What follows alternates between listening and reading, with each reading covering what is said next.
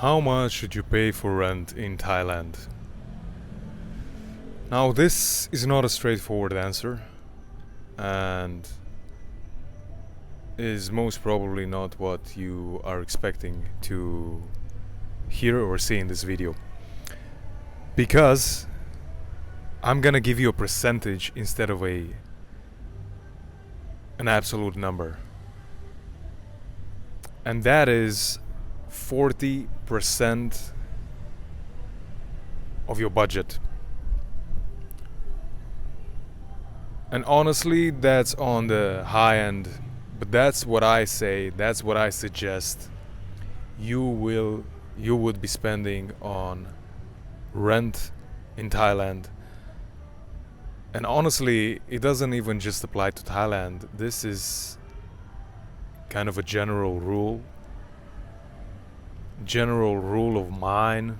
I don't know if it's necessarily a general rule of finances, but general rule of mine, right? Max 40%. Now, of course, you can make exceptions. If you're going in a place, if you're going on vacation for a week, obviously you will pay more, but I'm not talking about that. I'm talking about staying in a place for not even a month, but staying in a place for 2 months or more. As a general rule of thumb, I would not go over 40% of my budget. And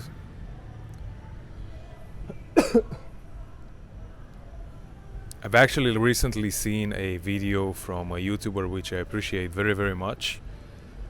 And he was talking about how you can live in Bali for $600. But then he was giving an example of, or he was making a tour of his friend's apartment or guest house,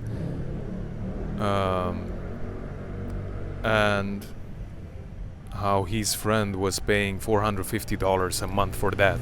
So if you want to be living on $600 a month, if that's your budget, it's tough, but that would come up to be like, the rent should be,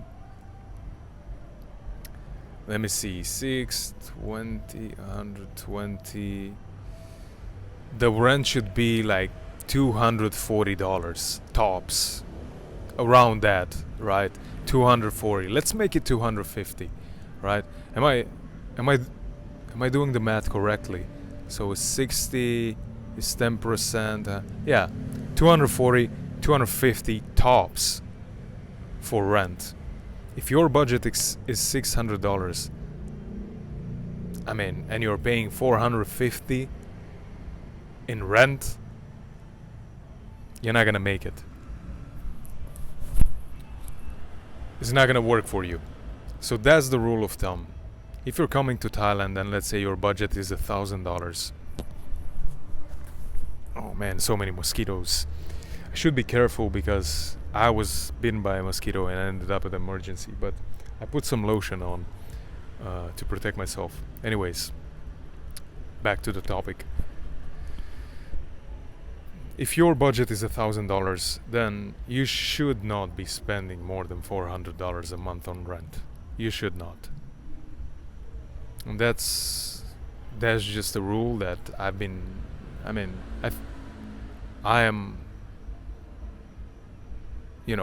that's my rule. And if you like it, take it. If you don't take it. Nobody is forcing you. But if you want to still have money for food, for transportation, and maybe do one or two other things, then 40% is maximum. Okay? So that's it. That's it from me in this video. See you in the next one.